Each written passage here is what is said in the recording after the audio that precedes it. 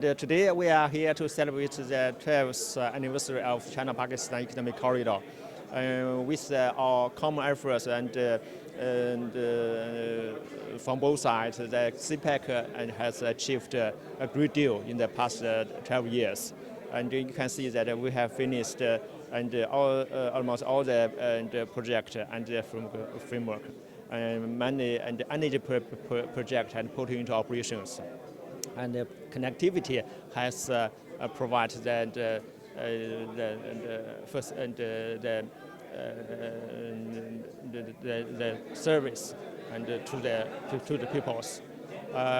We hope that with the solid foundation we have laid and with the first decade and Pakistan economic and social development can be benefit from this. The local people can benefit from this.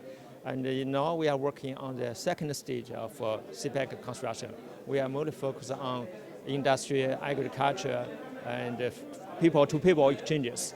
And we hope that they will bring more tangible benefit to the local people. And we talk about it today, and also the economic development, the increasing investment in people, and to increasing the people-to-people exchanges, we have a lot of potential. So we would like to work with all sectors of Pakistan and to promote the common development.